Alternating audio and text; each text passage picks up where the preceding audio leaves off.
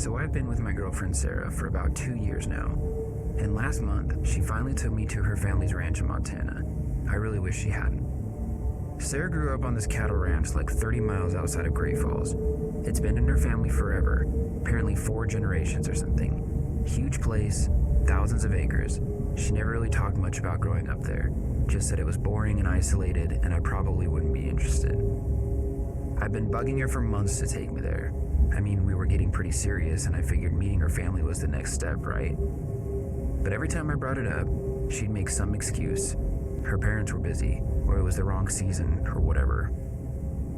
Finally, in August, she agreed to go for a long weekend. But man, she was nervous about it. Like more nervous than I'd ever seen her. The night before we left, she sat me down and basically gave me this whole lecture about her family.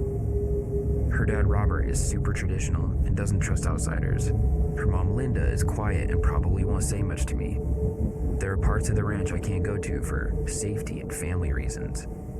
They have workers who live on the property and I shouldn't take it personally if they're not friendly. Just a bunch of stuff that made it sound like I was about to meet the most unwelcoming people on earth. The drive took forever, like 8 hours, and the last hour was all dirt roads through the middle of nowhere. Sarah got quieter and quieter the closer we got. I tried making conversation, but she was just staring out the window looking stressed. When we finally got there, the ranch was pretty impressive, I guess. Big old farmhouse, huge barn, cattle everywhere you looked. Looked like something out of a movie, but also kind of isolated in a way that made me feel uncomfortable. Her parents came out to meet us, and yeah, they were exactly as welcoming as Sarah had warned me they'd be. Her dad, Robert, is this tall, skinny guy, probably 60-something, with these eyes that just kind of size you up. Her mom, Linda, seemed nice enough, but she had this fake smile thing going on. They asked the usual questions about my job and the drive, but I could tell they were evaluating me the whole time. Robert kept looking at my hands like he was trying to figure out if I'd ever done manual labor, which I haven't, so that was awkward. The house was cool though, all old wood and handmade furniture, family photos everywhere. I noticed in a lot of the older pictures there were way more people than just family, like groups of workers or something, standing with the family in front of the old barn and stuff. Sarah showed me to the guest room upstairs and seemed relieved to have the introductions over with, but I could tell she was still worried about something. Dinner was pretty awkward but not terrible. We talked about ranch stuff and I tried to ask smart questions about cattle farming. Robert warmed up a little bit as the night went on, so I thought maybe things would be okay. But that first night I couldn't sleep. It was so quiet, it was actually loud, if that makes sense. Around midnight, I heard voices outside and looked out the window. There were a bunch of guys standing by the barn talking. I couldn't see them clearly, but figured it was just ranch work or whatever. The next morning, Sarah gave me the tour. We went through the barn, saw the horses, drove around in this beat-up truck to look at cattle. She told me stories about growing up there, but I noticed she avoided certain areas completely. I asked about these buildings that looked to be about a mile away, and she said that they were just old storage and worker housing, nothing interesting. But something about how she said it made me want to see them even more. The workers were weird. I met 3 of them. Pete, who's been there 30 years, Jim, and this younger guy, Danny. They were polite but distant, like Sarah said they'd be. But what was strange was how they acted around Sarah. These guys knew her as a kid, but they called her Miss Sarah, and were all formal with her. Just seemed off. That afternoon, Robert said the guys were going to check on cattle in the back pasture, and that I should go with them to see real ranch work. Pete, Jim, and Danny picked me up in this old truck, and we drove out to the middle of nowhere. At first, it seemed normal enough. We were supposedly looking for a few head that had wandered off from the main herd. But after about an hour of walking around, Pete started to ask me weird questions. Not about cattle or ranch work, but about my beliefs. Whether I believed in community over individual needs. Whether I thought some people were naturally meant to lead and others to follow. Jim chimed in again asking if I had ever been part of something bigger than myself. Something that required real commitment and sacrifice. The way they asked these questions felt rehearsed, like they'd done this before with other people. Then, Danny, who had been quiet most of the time, said that they had a tradition for visitors who might become part of the family. Then he pulled out this small knife and said that they'd need to see if I was serious about understanding their way of life. He cut his palm and let the blood drip on the ground, then held the knife out to me. said it was about showing respect for the land and the family that worked it. All three of them were watching me carefully, waiting to see what I'd do. I told them I wasn't comfortable with that, and I tried to make a joke about not being great with blood. They didn't laugh. Pete said that people who weren't willing to make small sacrifices usually weren't capable of making bigger ones. The whole ride back was tense and quiet. I could tell that I'd failed some kind of test, but I had no idea what the consequences would be. When we got back to the house, Robert asked how things went. Pete just said I wasn't ready, and Robert nodded, like that explained everything. That evening was better. We sat on the porch after dinner, and her parents told stories about the early days of the ranch. Linda mentioned that Sarah was always different, more into books and art than cattle. That's why they supported her going to college in the city. But I kept picking up on these weird comments, stuff about responsibilities, how some people are meant for ranch life and others aren't. Sarah kept trying to change the subject, but her parents seemed determined to make sure I understood something. Not sure what exactly.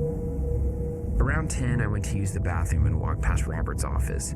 He was on the phone talking quietly, and I heard him say my name and something about me not being suitable. That night around 2 a.m., I woke up to vehicles outside.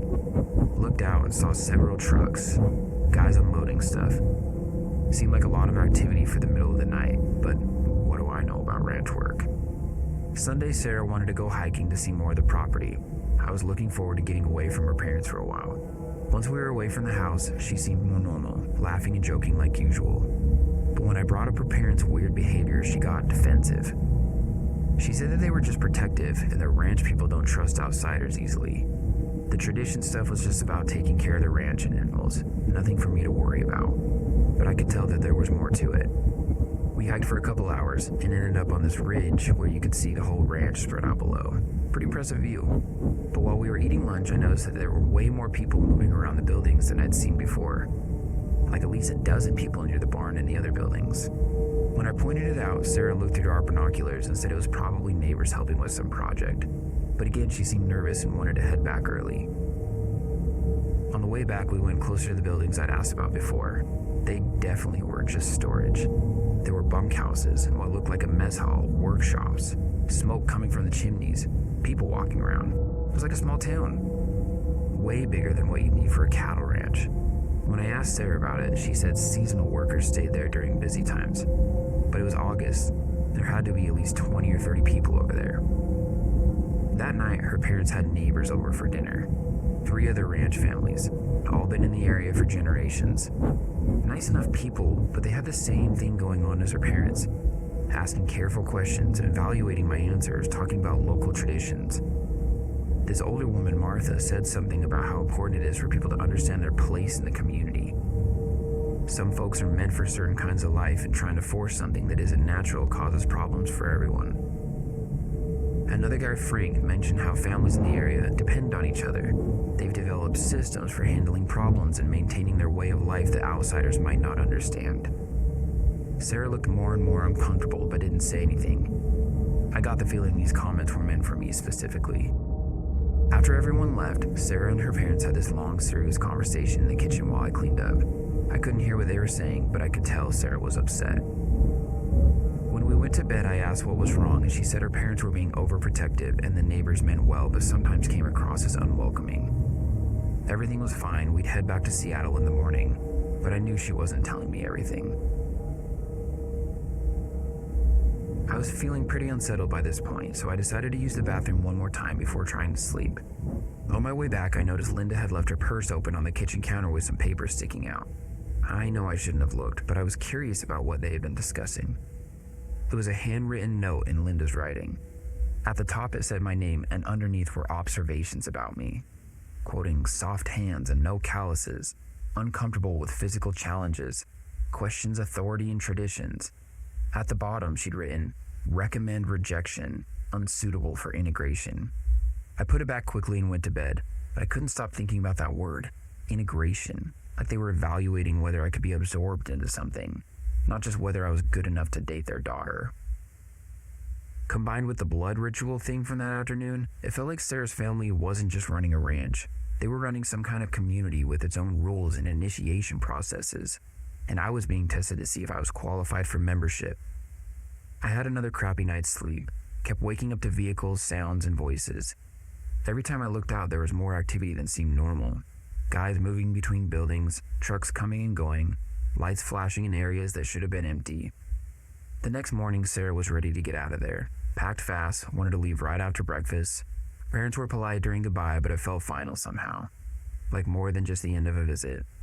Robert shook my hand and said he'd hope I learned about ranch life and understand where I belong. Linda hugged Sarah for a long time and whispered something that made Sarah nod seriously. The drive back was quiet. Sarah said she was tired, but I could see her watching me, trying to gauge my reaction to everything. When I tried to bring up the stuff I'd noticed, all those people, the weird conversations, the late night activity, she changed the subject or deflected. Whatever's going on in that ranch, she wasn't going to tell me about it. Over the next few weeks, Sarah started acting different, more distant, less affectionate. Started asking weird questions about whether I ever thought about moving somewhere rural, how I felt about family tradition and stuff. I realized the whole visit had been some kind of test, and I had failed. 3 weeks later, she broke up with me. Said we wanted different things, and that we weren't as compatible as she thought. She was nice about it, but firm. Decision was final. I've tried contacting her since, but she doesn't respond. Friends say that she's been distant with them too. Someone mentioned she'd been talking about moving back to Montana. I still don't understand what happened at that ranch or what test I failed. All I know is Sarah's family has rules and traditions that they don't want to share with outsiders, and somehow I didn't measure up. Sometimes I wonder what would have happened if I'd been more enthusiastic about ranch life, or given different answers to her dad's questions, or shown interest in joining their community. Would Sarah and I still be together? But mostly I'm glad I failed whatever test that they were giving me. There was something about that place, all those people living there, and the way everyone watched me that felt like way more than just rural folks being suspicious of city people.